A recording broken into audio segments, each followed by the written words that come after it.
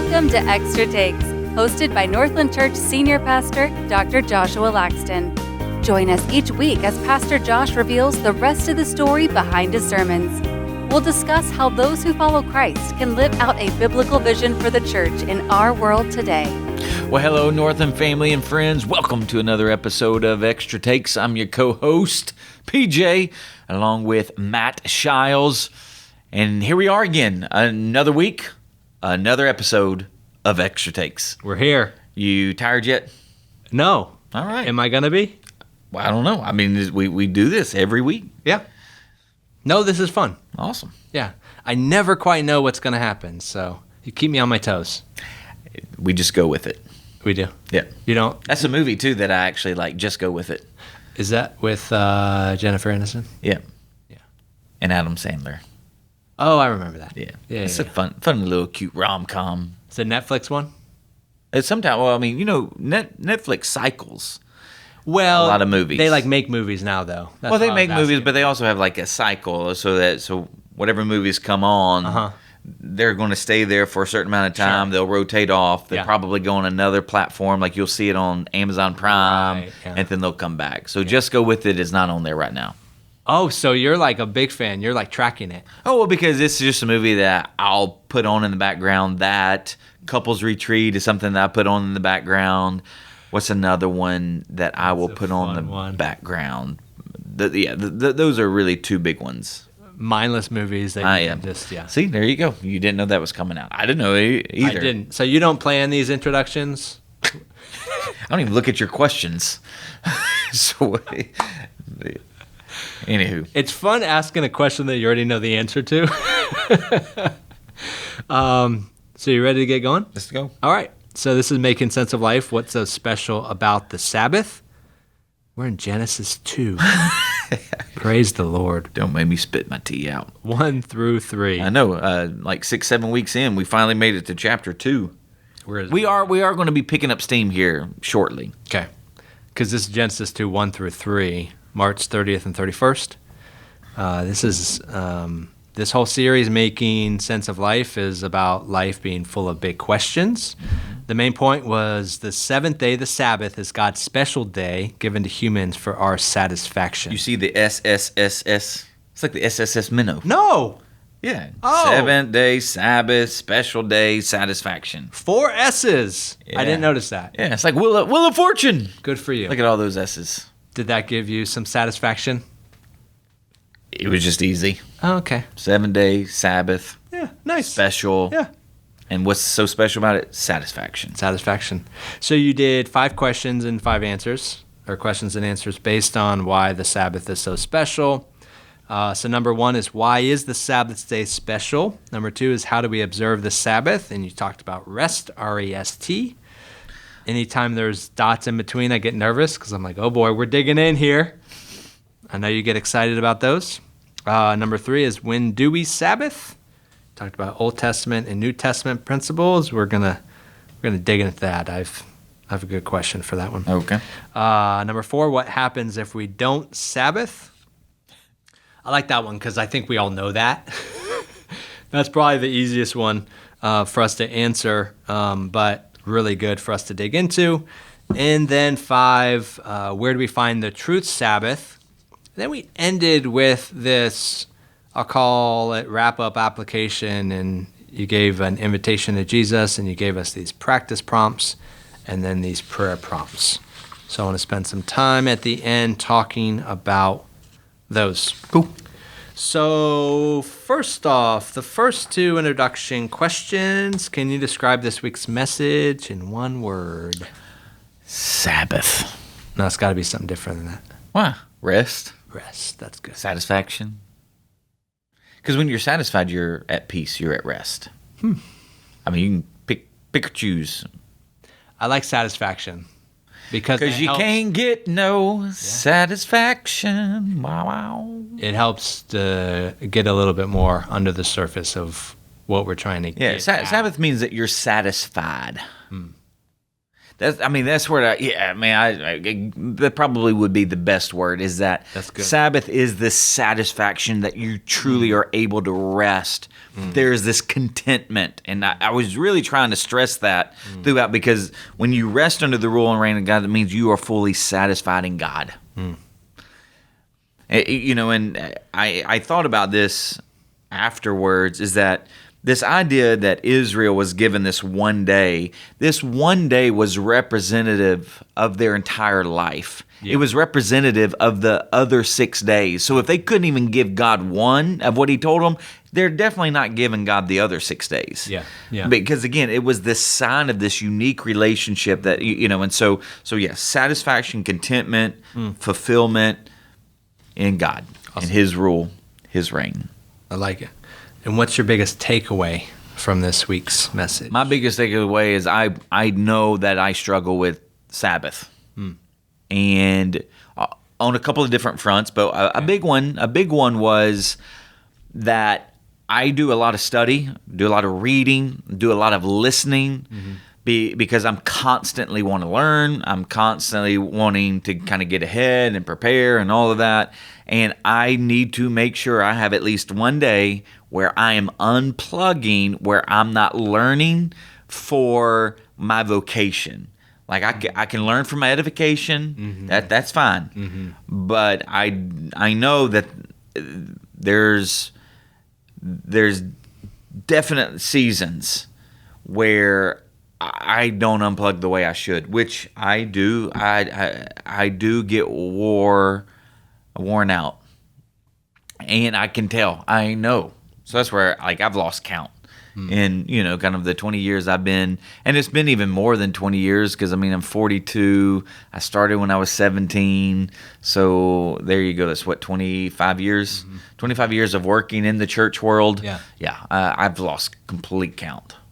Have you found from your experience, is it any different when you're in transition, maybe either personal transition, young kids, marriage, etc., going through school, or professional transition where church is going through transition versus like a little bit more steady times? Have you been able to reflect on that? Of when I feel burned out? Yeah, or if there's just is there a... I would say even when we had young kids, you're worn out for different reasons. Yeah.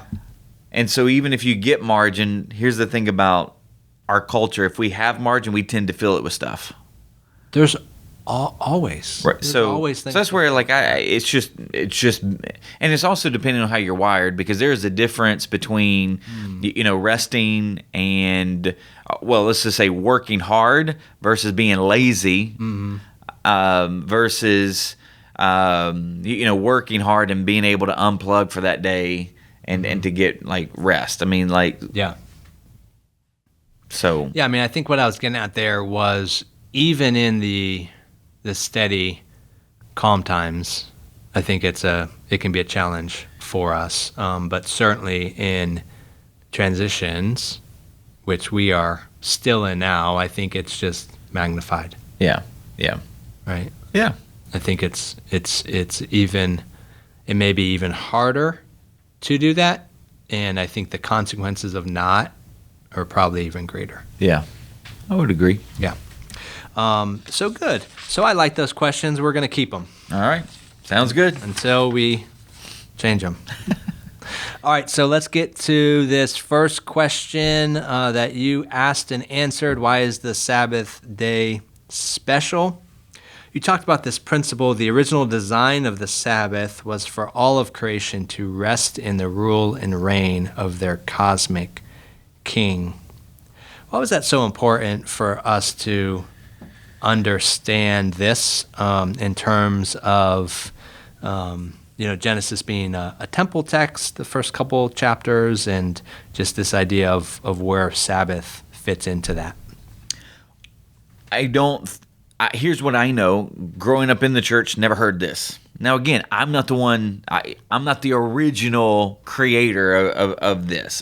People have done a lot of deep study on this, which is why my deep study has taken me to all of these different places, and then you get to see that pattern throughout the Scripture. So that's another way that I even make sure that even what I'm learning also measures up to what I also know from the Scripture, is that when you look at all of this, there is a pattern throughout of this idea of rest. I'm going to give you rest from your enemies. I'm going to bring you to the promised land. You're going to have rest. You will be totally satisfied, fulfilled, content in me. There will be my presence, my provision, my protection in this promised land as long as you do what? As long as you live under my rule and reign. You see that with Jesus, the inauguration of the kingdom. He says, repent, which means change your mind about the way you're living. Repent, change your mind, for the kingdom of heaven is at hand. He's going to give the Beatitudes. He's going to talk about what it actually means to live under God's rule and reign, with Him being the center as He is God incarnate. And then you see the church and this idea that we are to live out this life of Jesus. He's to be the center. Paul is definitely going to be centering around the king, but so I don't want to get so far ahead, but then that's why I ended the benediction, the gatherings the way I did, because again, you see this, because this is now you're tying everything up with a bow. Right. So in verse 14, that's verse 14. Let there be lights in the vault of the sky to separate the day from the night, and let them serve as signs to mark sacred times, days, and years, and let them be lights in the vault of the sky to give light on the earth. So there's this practical from just giving light, but there's this practical to govern how you live. All right, but on the Sabbath day, so I wanted to show there's no evening and morning. Yeah. So you have to deal with that and go, okay, what's so special about this day that has been distinct and separated from every other day where there was evening, there was morning, the first day. It's like the Sabbath is this eternal day. And what are you getting at? Yeah. And that's where you have to understand the ultimate meaning and purpose behind Genesis 1 is, I truly believe it is a temple text where God's establishing His kingdom here on earth as in the unseen realm of heaven. And that Eden is going to be this garden temple where God's presence dwells, and there, where His presence dwells, He's set up His throne to execute His rule and reign now. And who's He going to execute His rule and reign through? Human beings. So when you look at Revelation 21, again, written thousands of years after Genesis, completely different author, He's going to now tie into, in the new city, when there is now new creation that is consummated, that is fully complete, there actually is no sun. There actually is no moon to govern the days. Why? Because you will have the Lamb and His glory that is governing life under new creation. So that's where I'm saying. So that's where, for me, it's not, you're not just picking this out. You're actually seeing it unfold. You see this pattern unfold throughout the Scriptures, which then that excites me, because I'm like, oh my gosh, what God started with, you see Him ending with it. Yeah, a couple thoughts on that. I think Sabbath is more symbolic than we give it credit for, and it's also, I think we view it a lot more narrow. We typically view it in just kind of our personal practice. We view it the way the religious Pharisees viewed it, which is through this more religious lens. Hey, let's just add to it to make sure that we get all of it, and then we start serving the day rather than the day serving us, which was meant. That's what it was meant to. The day was meant to serve us. It was meant to be a sign for our satisfaction. It was meant to be our contentment in who? In God. And when you start adding to the Sabbath and you treat it as just a religious ritual, and then you add all of this legalism to it, well, you can't mow your grass. I remember growing up, I don't know if you can mow your grass or not. I don't know. You don't need to do any work. Well, okay, let's back off from it, okay?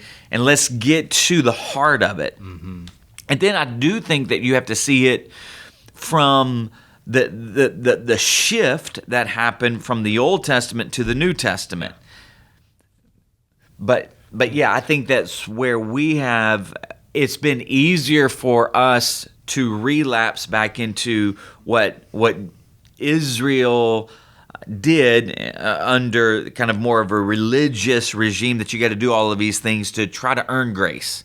Like, you can't earn grace. Yeah.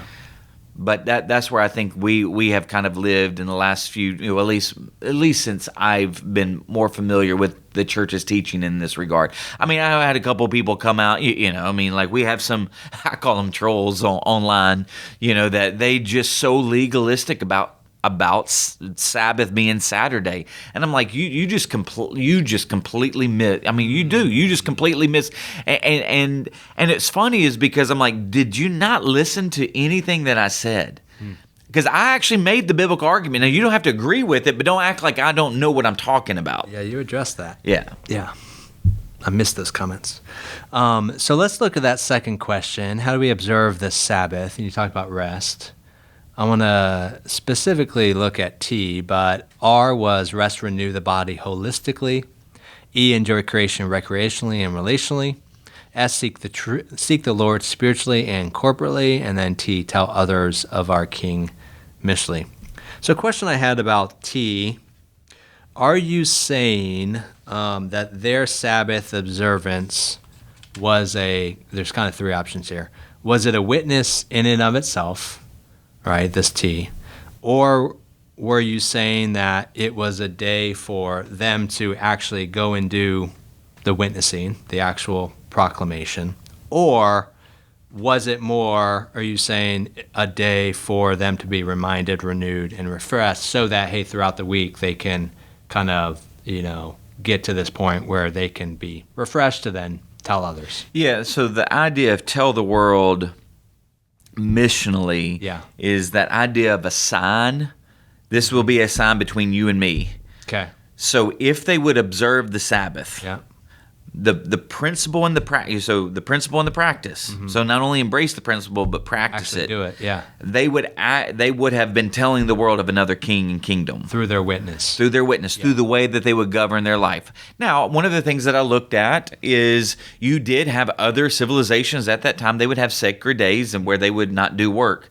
But this idea baked into the rhythm of their week and the rhythm of every 7 years and every 49 years. Right. So you have the weekly, so you have the daily rest, which again, most people just, again, whether they know God or not, I mean, they're going to enter into that circadian rhythm, the rest. We have to. But then, but not everybody, not every civilization has entered into this weekly observance where we are going to unplug. Now, again, there are civilizations like I know that Egypt, they had several days throughout the year where it was festivals unto their gods, so they wouldn't work. But was it, but it being baked into every week? No. Right. And then every 7 years, given the land rest. Now, here's what I would say, even modern times, and actually, it would even predate modern times, where if they were good farmers, they understood that they needed to give the land rest. It just became good practice. Yeah.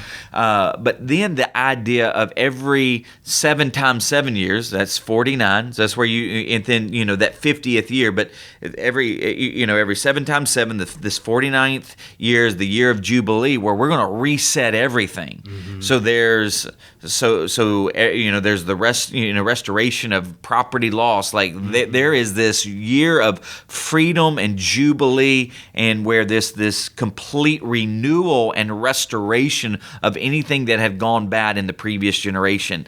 Like again, that's where, like, if Israel would have practiced this principle, when I say this holistic principle under the rule and reign of God, that's what that one day from just that weekly rhythm was supposed to be the representative of their entire life, living under the rule and reign of God. Yeah, it wasn't about the one day.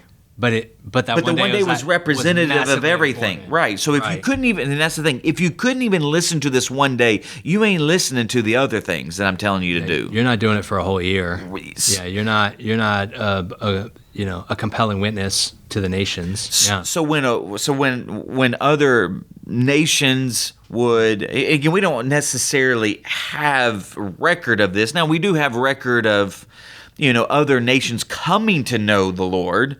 Or other people from nations coming to know the Lord, like Rahab came to know the Lord. Ruth came to know the Lord. You have the Queen of Sheba. I don't know if she came to know the Lord, but she came to learn from Solomon, the wisest man who ever lived. Obviously, during even the exile. There's these people from other nations that come, but as a whole, this was to be a sign of this people called the Hebrews, called the Israelites. This Sabbath observance was to be a sign of the unique relationship that they had with God, which is part of that missional. Yeah. So here's the thing. This is our evangelistic, impulse, is that we ought to be, and this is what Jesus says. I think Peter picks up this terminology, live such good lives among the Gentiles or among the pagans, though they accuse you of doing wrong, they may see your good deeds and glorify God on the day of his return or his visitation. So there's to be, this Sabbath, and that's the thing, this embracing this Sabbath principle, living, resting, being content under God and under his rule and reign, is the sign that is completely different than all of the other kingdoms of this world, who's either striving to either earn the God's favor or striving to work themselves into full satisfaction and contentment, and neither one you will ever do. But if you learn to practice the ultimate, when I say meaning, purpose, principle of the Sabbath, that your contentment and satisfaction rest in God and his rule and reign, then there is a distinction, which then there is a proclamation. What's different? Let me tell you what is different. Yeah. And then that idea of remembering is that you're remembering that I used to work here. Because think about, if you remember Israel under the oppression of the Egyptians, did they have rest? No. Did they have contentment? No. Again, we could turn there, and they're crying out because of the oppression, because there's something going on that they don't have rest. They don't have contentment because they have forgotten the promises that God had made to Abram, and so they can't even rest in the promises because they've either forgotten or they've buried them or whatever it may be. But they're not. And then we even see with the Egyptians, they're not resting in their gods because they're like, oh my gosh, well, if they continue to grow at this rate, they're going to take over us. So there's no rest going on either from the Israelites or the Egyptians. But what God is going to do is he's going to save them, which is that mighty outstretched arm. He's going to deliver them, redeem them from the hand of the Egyptians. And what is he going to do? He's going to take them to a land flowing with milk and honey, and he's going to promise to give them what? Rest. Yeah. Rest from the enemies. He's going to promise to give them. And that's where, again, I know I'm not necessarily bouncing around, but continuing to explain it, which is where the author of Hebrews is saying is that if Joshua was going to give them all of this rest, this eternal rest in the promised land, well, that didn't happen. Because Israel failed to rest under the rule and reign of God. So that's where the proclamation missionally happens. Well, that's helpful. And that does take us to that Hebrews passage. That takes us to that third question, when do we Sabbath? And you really talked about Old Testament, New Testament. I picked up on this quote, and I have a question from it. You said, Jesus is the ultimate rest, the ultimate Sabbath. So this thought I have feels more theological than practical, because what I'm going to say is, obviously, of course, we practically need the Sabbath weekly. Yeah. But theologically, Jesus being the ultimate rest, the ultimate Sabbath, doesn't that mean that we don't need to rest in the old way as a whole day if and when we are living under Christ? Because we're living under the rule and reign of Christ, and we have the power of the Spirit through us. So theologically, even if it's not practically, like, couldn't we then live in that power where we are Sabbathing throughout the week without needing a whole day set aside? Help me with that. Yeah, well, this is where I said it in passing. Okay. So I didn't stress it, but after the first point, or right between the first point and the second point, I said this is the theological point and meaning of the Sabbath, that creation was to rest. But then you have to remember when this was written. Yeah. This was written after the fall.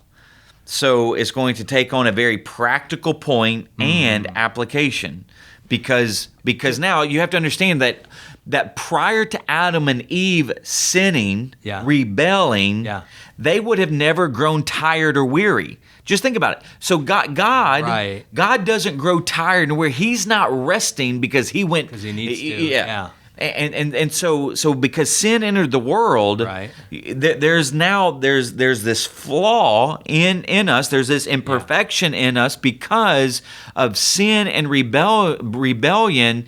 There's this unraveling of order that happens, which is why we grow old, which is why we grow tired, which is why things fall apart, with us. So there's this practical element to now the observance of the Sabbath, realizing that we cannot even sustain ourselves physically. We need to unplug. We cannot work indefinitely because we grow tired and weary. Yeah.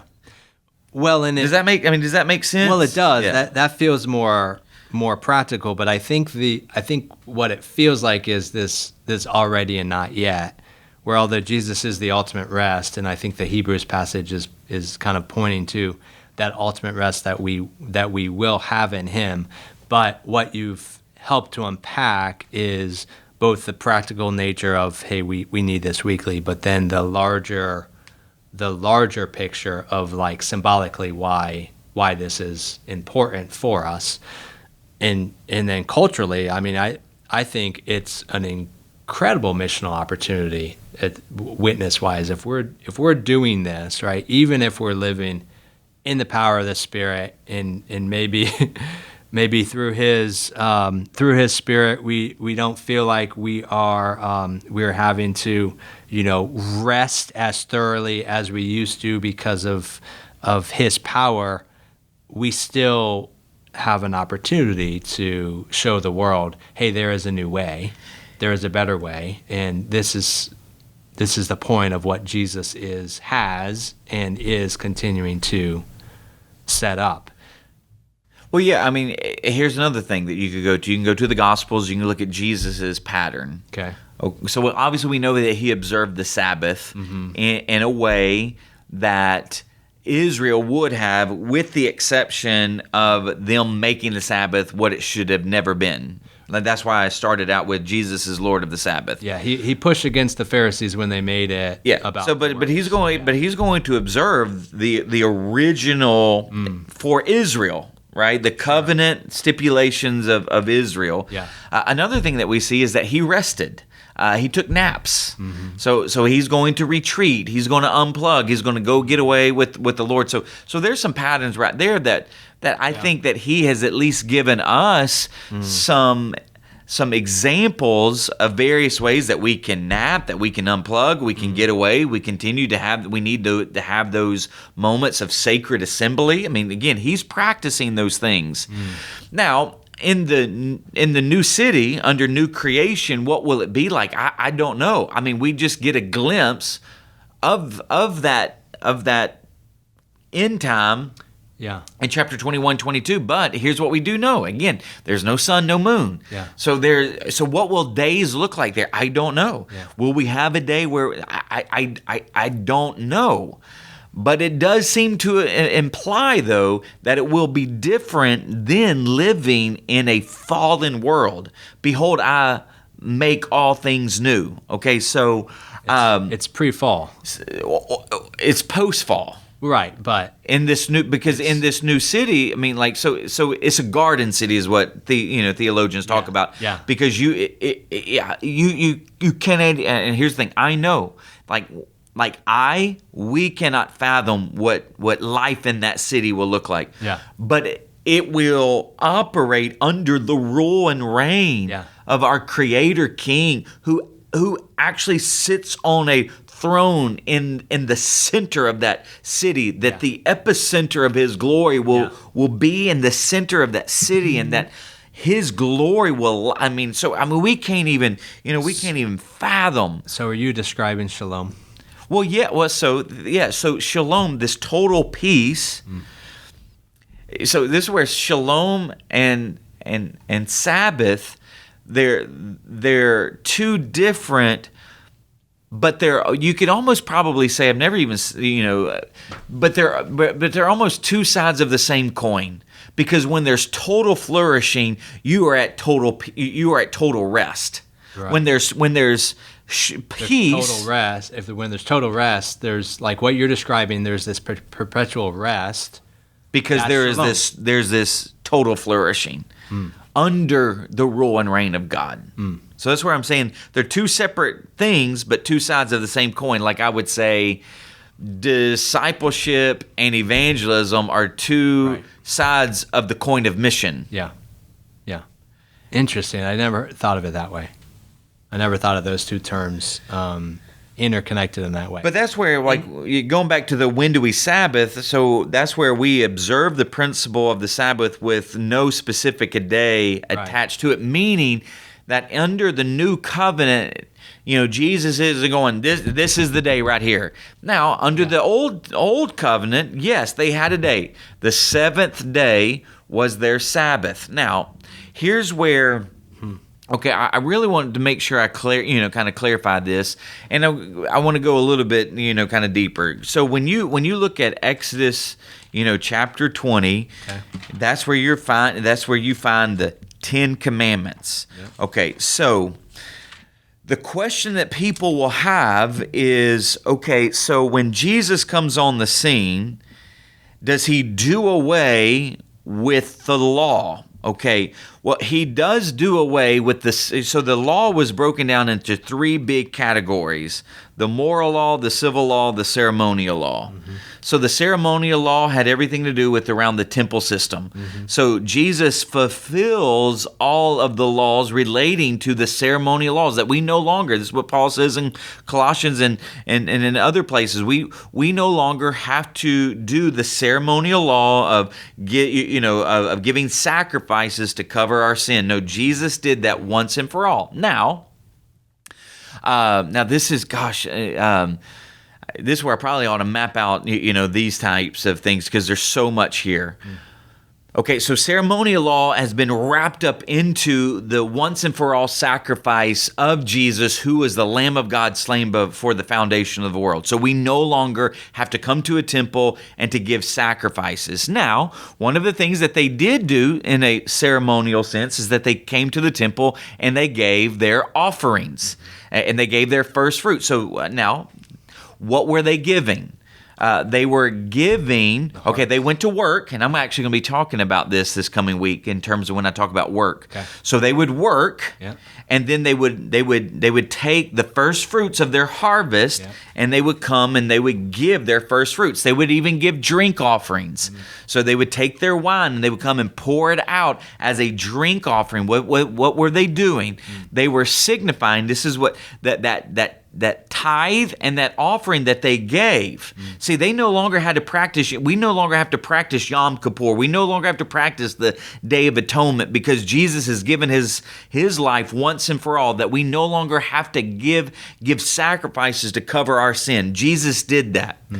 But there were times where they would come to the temple and they would give their offerings. They would give their tithes, which was a portion and a percentage of their work that they would give this tithe and offering as a sign that they understood that what they produced from their work was ultimately a result of God's providence and presence and provision in their life.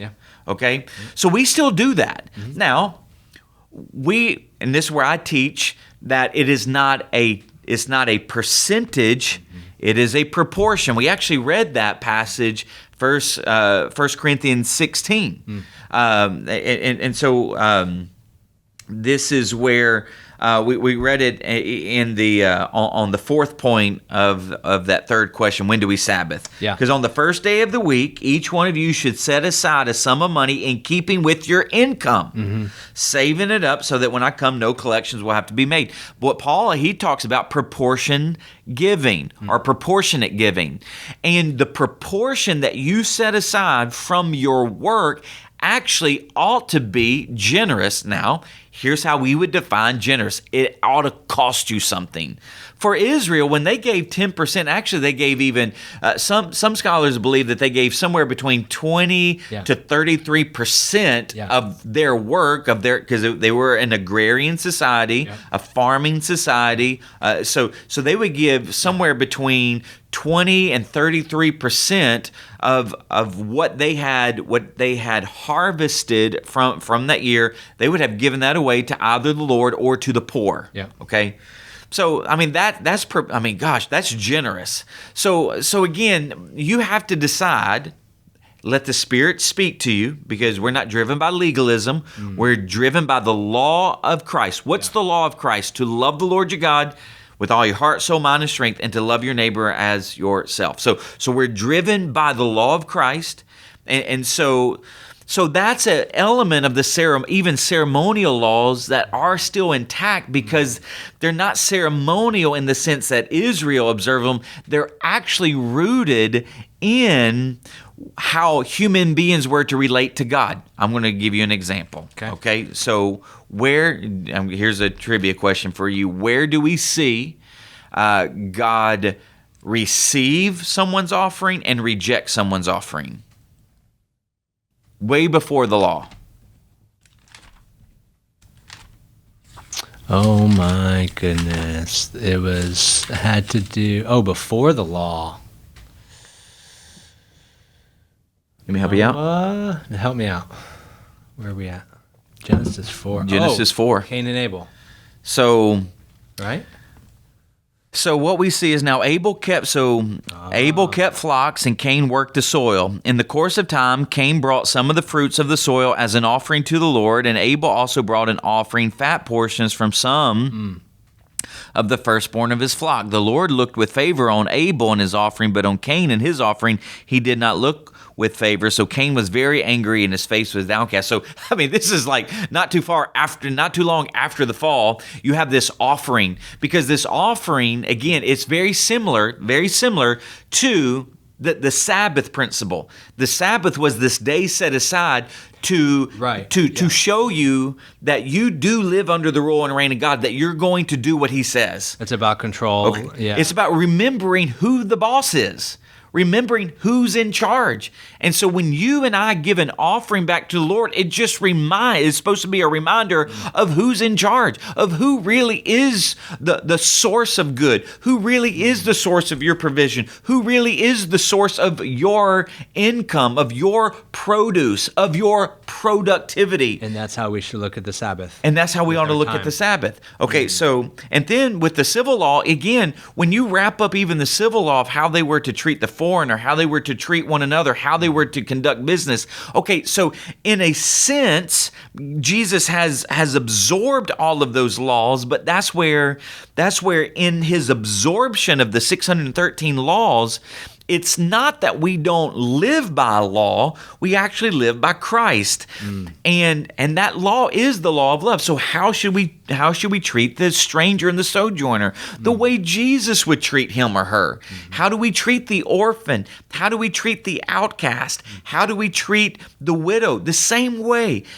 So in some sense, that's why we need to know the Old Testament law, because God does give us a pattern for how we ought to love them. Right. You know, but here's the thing. We're not going to be punished because we didn't observe them, because Jesus has taken on the punishment. Right.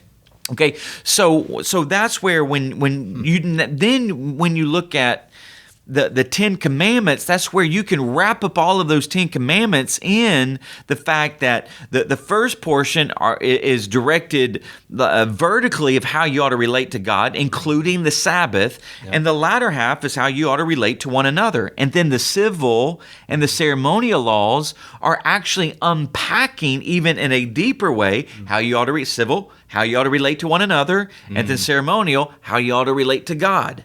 Interesting. And so, what gives people sometimes, a difficult what sometimes gives people difficulty is regarding the Sabbath, because the Sabbath is baked into those 10 commandments, and so it's going to talk about the seventh day.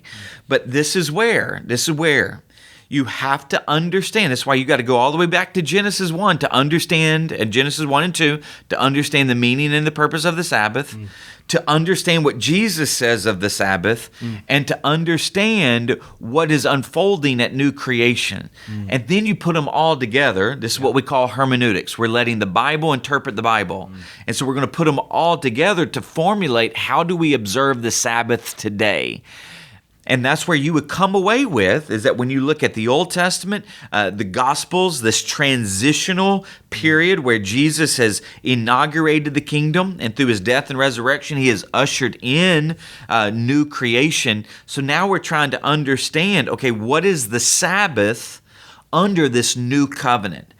That's where I am going to make the theological statement that the principle of the Sabbath is very much still intact, but the specific day of the Sabbath has actually been wrapped up into the specific Savior.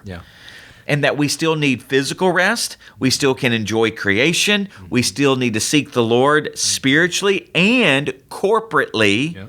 And then when we do all of those things, because we're living under the rule and reign of Jesus, we are proclaiming him missionally. Amen. And that principle was, you said you are at liberty to practice the Sabbath principle on any day you want. You are just not at liberty to stop practicing the Sabbath principle you want. So kind of drew a line in the sand there. Hey, it can be any day, but the importance is not the day. The importance is that you practice it. Yeah. Well, because I do believe, it's very interesting. I put this all the way in my notes. I knew I wasn't going to talk about it, but I did a deep dive on the evolution of Christian worship on Sunday. I mean, starting from the very beginning, early Christian practice, 1st through 3rd century, they gathered on Sunday. Now, again, I don't believe that the New Testament teaches that you have to do it this way, because I think there probably was a combination. I'm sure. I know this. There were Christians early on that would go to the temple until they got kicked out. And then Paul would go to the synagogues. Now, here's the question, though. Where did the synagogues, do you know when the synagogues got their start? We've talked about this. I don't recall. During the intertestamental period. Oh, that's right. So when that's between the Old and the New Testament. Between the Old and New Testament, there's about a 400-year period. Yeah. We talked about the silence in our in our Christmas series. Yeah. So during that period of silence, you have to remember too, is that Israel had been exiled. So they had been scattered all throughout this now region, and then they kept on spreading, through persecution and then through the various conquering empires, right? You had the Babylonian, or you had the Assyrians, then the Babylonians, then the Persians and Medes, and you had the Greeks, then you had the Romans. And so now, during that intertestamental period, you have this dispersion of all of these Jews. They could not make it back to the temple. So what did they do? They started synagogues, which is what I call satellite campuses. And so it was an extension. It was an extension. And so they had elders that led that. And so now when Paul's traveling all throughout the Roman Empire, he's going to all of these cities. And if they had a Jewish presence, guess what they typically had? They had a synagogue. Now, they needed to usually have, this is, kind of embedded in the synagogue. If they were going to start a synagogue, they needed at least, I think, 120 Really? people. I need to go back and look at that. But what was interesting is that there was 120 people at the very beginning of the church in Acts chapter 1. And so, anywho, so they needed a certain amount, which is why in some places you didn't have a synagogue, but there was a group of Jews that would meet somewhere because they didn't have enough to start it just yet. Okay, so nevertheless, so they're meeting on what day? The seventh day. They're meeting on the Sabbath day. So definitely I would say that Christians, if Jews were friendly, they probably went there. But then when synagogues would start driving the Christians out, they started their own meeting. And then as Christians started their own meeting, they started to gather corporately on the first day of the week. Why? Because that's the day that Jesus rose from the dead. Yeah. Now again, there is no commandment. There is no commandment. Yeah. That's why there's no commandment on what does it look like in terms of exactly how do you structure a church. Well, there's no commandment, but there are definite principles and values to what it actually means to be the ecclesia. And so now you formulate these values and principles of what is needed in order for a gathering of Christians to actually become the ecclesia, the church. Okay, so anyways, all that to say, if you did an evolution of Christian worship, from the first century all the way now to the 21st century, predominantly the church has always met on Sunday, the first day of the week. Yeah. So now again, does that mean that we are commanded to? No. Yeah. But here's the thing. I know that they're Seventh-day Adventists. They're going to be adamant on a Saturday or the Sabbath. Here's the thing. I'm just the difference is I'm not going to be adamant because I actually believe the New Testament doesn't teach the legalistic element of fulfilling something because everything has been fulfilled in Jesus. Yeah. But we are driven now by Jesus, by the law of love. Again, this love of God and love of others, which is going to drive us to, okay, what's the essence of the Sabbath?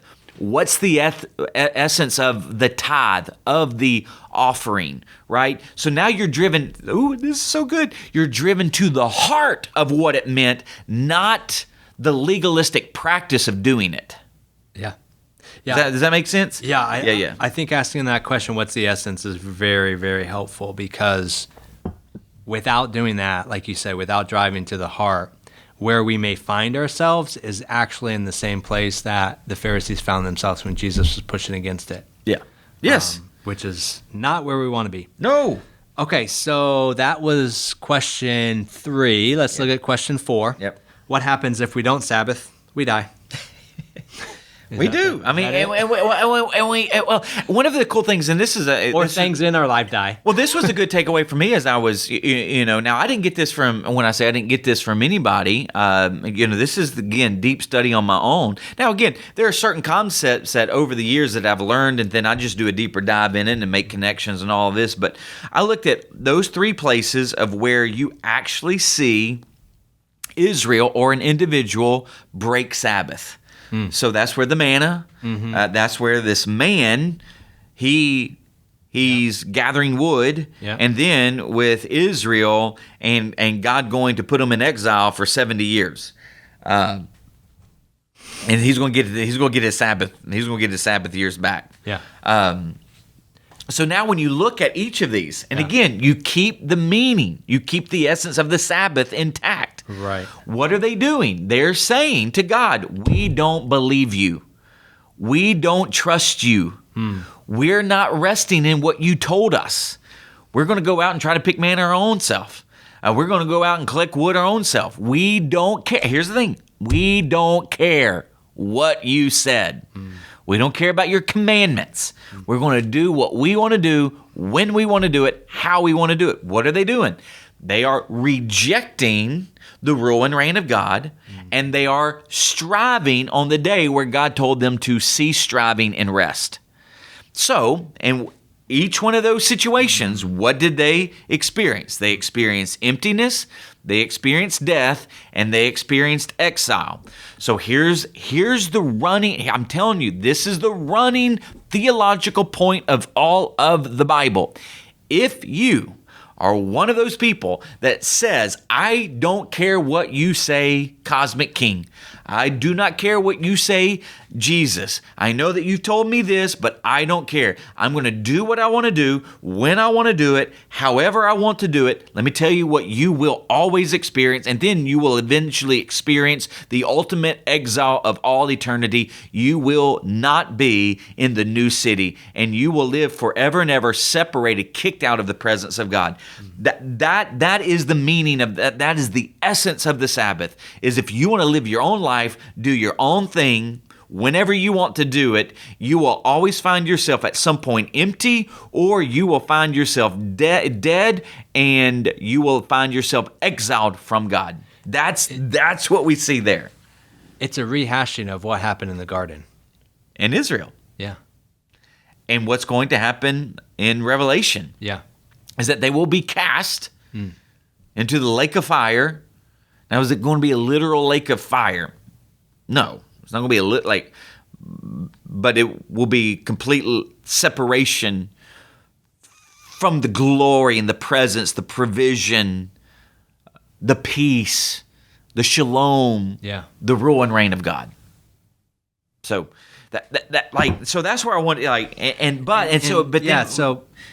but when you take that theological point, now you add it practically, and that's what we did. What happens when you obsess over because ultimately you were supposed to cease from your work. So what ultimately happens when we are obsessed with work, whether it's religious work, where we have to work our way. Now, let me be very clear about this too. So in the Old Testament, they were not to work for their salvation. Okay. And I've said that many a times before. But they do not keep the law in order to be saved. They keep the law because they were saved, or they were supposed to be saved. And the salvation was believing that Yahweh was king. Okay, so they're going to live, and so what Israel, what they ultimately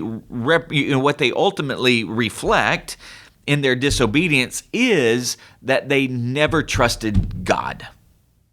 Sure, there were glimmers and glimpses of them trusting God. And sure, were there Old Testament people that were saved? Absolutely. Were there Old Testament people that were lost? Absolutely. Because they did not believe.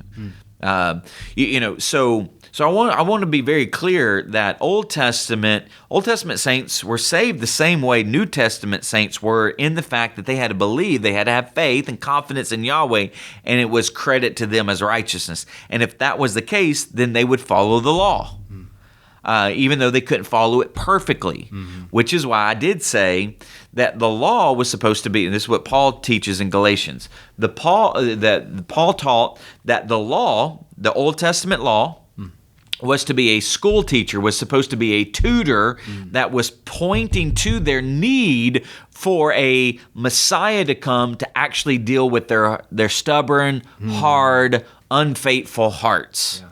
Okay, so I just want to be very clear about that. But going back to work, though, is that if you feel the need to work your way to salvation, you will never be satisfied. Because how do you know that you've done enough to be good? You don't know. And then, here's what we're even learning in a secular society. If you feel like you have to obsess with work, either the work you do or what you make from the work you do, aka money, then how do you know that you've ever got enough to be satisfied? How do you ever know? Because we're seeing this in our modern society. You can make billions of dollars and still be empty. Sure, you can have a yacht and you can have you can have the lifestyle that even kings would have dreamed of 200 years ago. But is there a rest and because here's the thing, you got to keep doing. Yeah.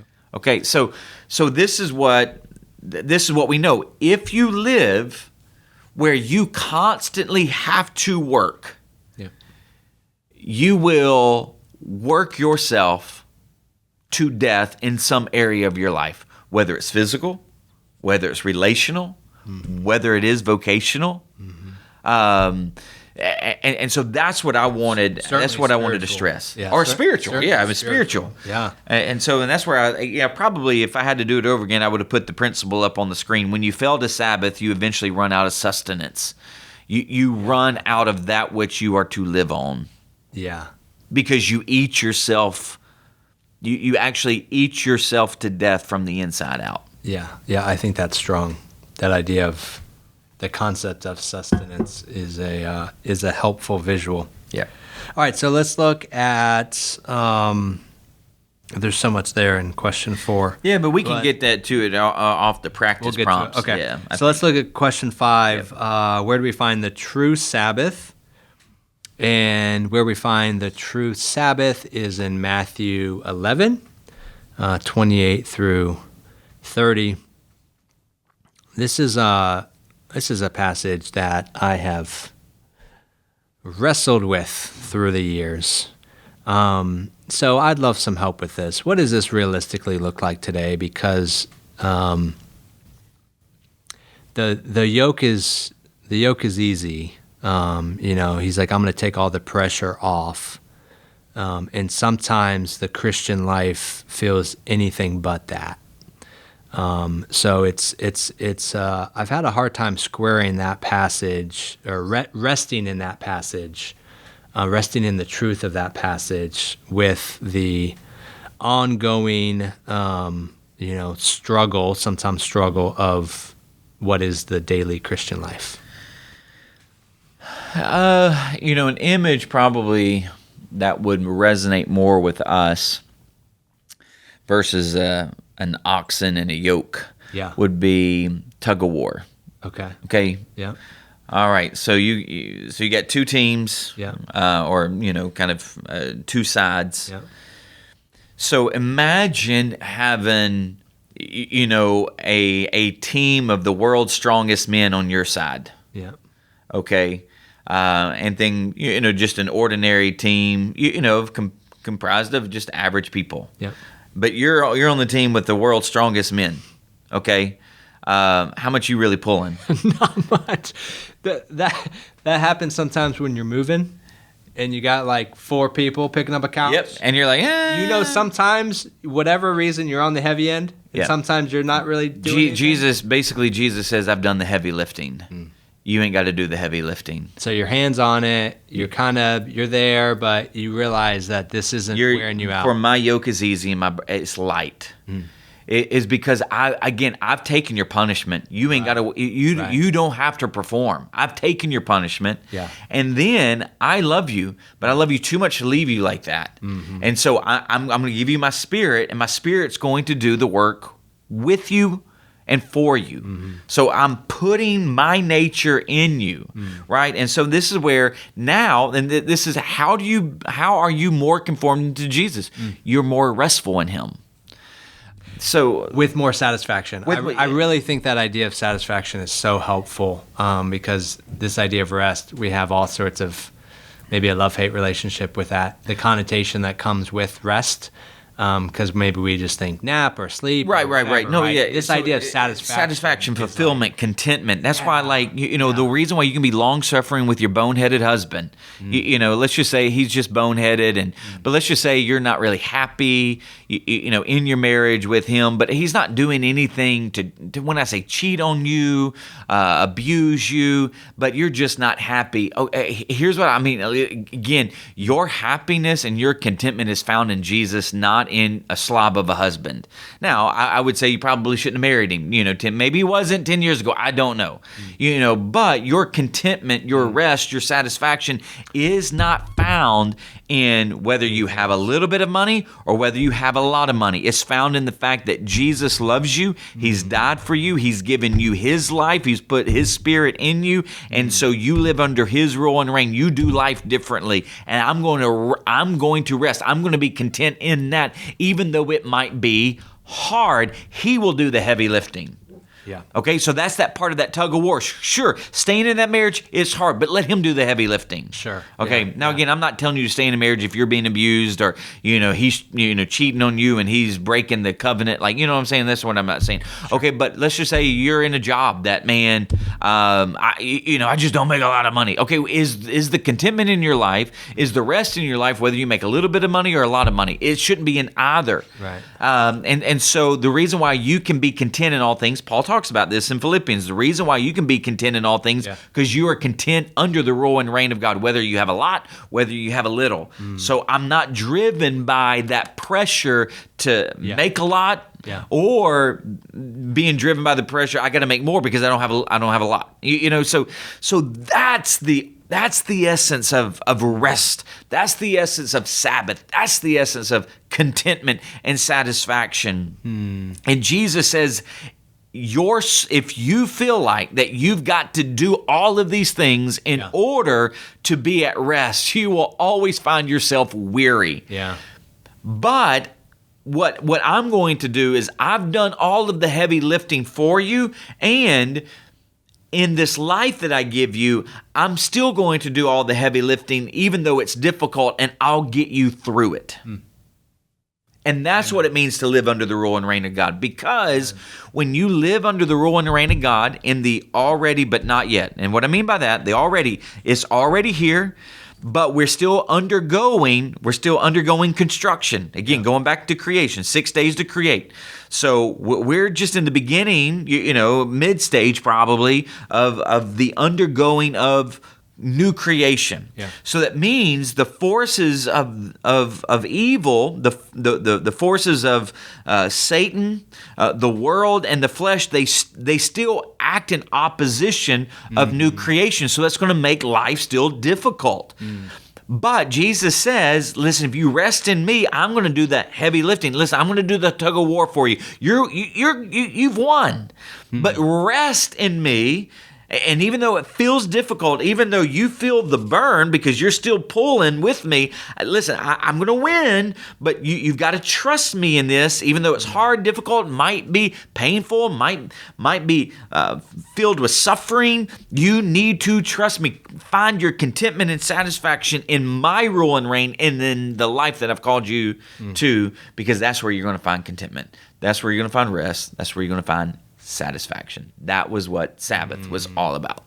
Amen. So, very helpful. All right, so let's get to the practice and prayer prompts as we wrap up.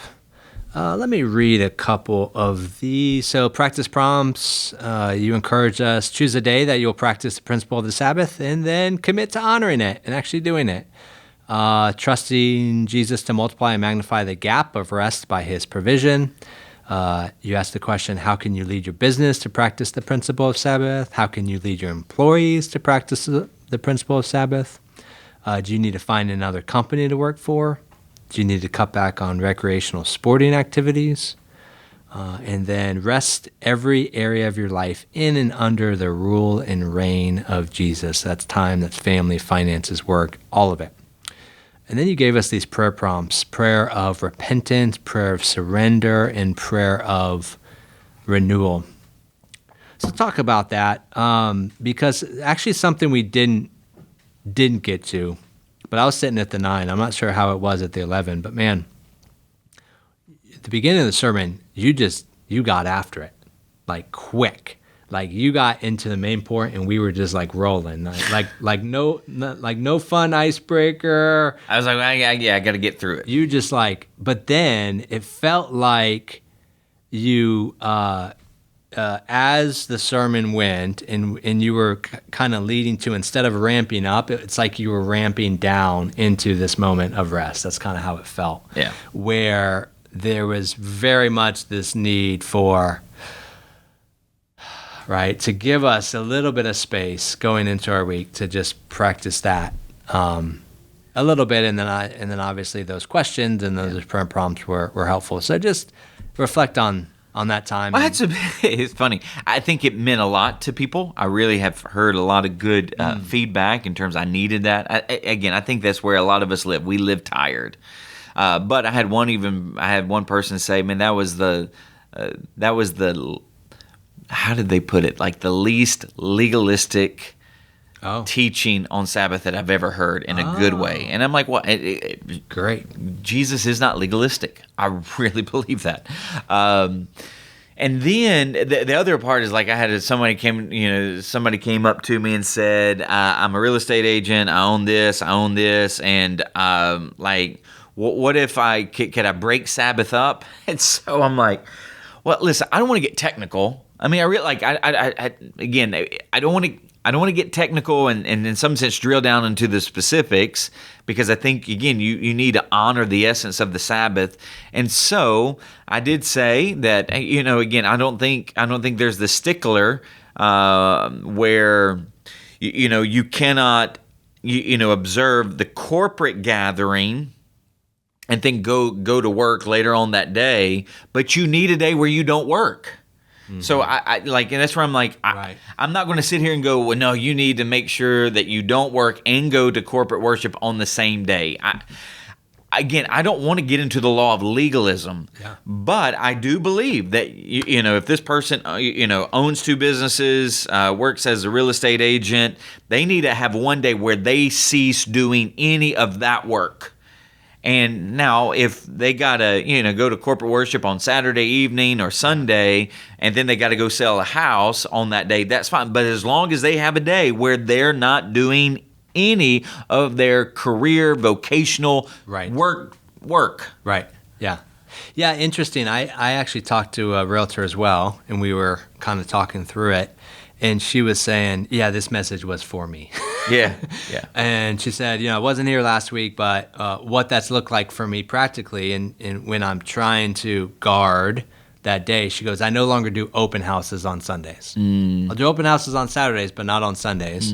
She's like, but there are exceptions where a client will call and, we need to see something on a Sunday. But I think that was a great example of yes, there are exceptions, but her trying to guard that, really working at and being intentional of like, as much as I can, I'm going to plan to have this day set aside. Well, and that goes back to, do you need to find another company to work for? Okay, so I did say something to the effect of, I understand that there's going to be urgent situations, there's going to be emergency situations, so like a hospital. This is part of the essence of the Sabbath. These disciples were hungry. So they're supposed to starve? Right. So you want them to starve so that they can keep a regulation that you set. No, that's stupid. Right. That is not the essence of the Sabbath. Right.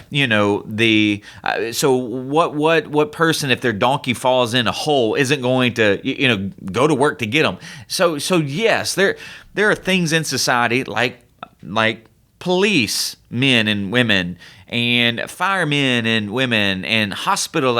In a fallen world, you're going to have crises that you're going to have to go to work, okay? But this is why we have shifts too. So you're going to, and that's where, again, I love the teaching of the New Testament. It's not, again, I don't believe that I've conjured up anything out of the blue or out of there. I mean, I really believe I've done my homework on, But make sure that you take a day where, listen, you got somebody else covering that shift. So there's certain things. But if you feel like you've got to have 7 days on and you run an ice cream shop, no, that's on you. Those, I can tell you, the culture can live without ice cream for 1 day. Now, sure, they might go to Brewster's or Jeremiah's, okay, but let them go. But I actually believe, and I actually went home and I did a little bit more study on Chick-fil-A, because I mentioned Chick-fil-A at the 11 o'clock. Yeah, heard that. And the business that they do now, obviously they have way less stores than McDonald's. Now, you have to understand, though, that there is a different business model of McDonald's to Chick-fil-A. Chick-fil-A stores are corporately owned, but they have owner-operators. McDonald's have franchises, so people buy into the franchise. But nevertheless, when you look at, and let me see if I kept it open in terms of. You see, I didn't keep it. I didn't keep it open. But I had looked at what were the top fast food restaurant chains. Well, Chick-fil-A is actually number one. and the amount that they do per store is astronomically more than any other store does per store. That's remarkable. Okay, that's remarkable. So and they don't work one day. So this is where I'm like, some of you have businesses where you're the only one driving that business 7 days a week. You don't have to.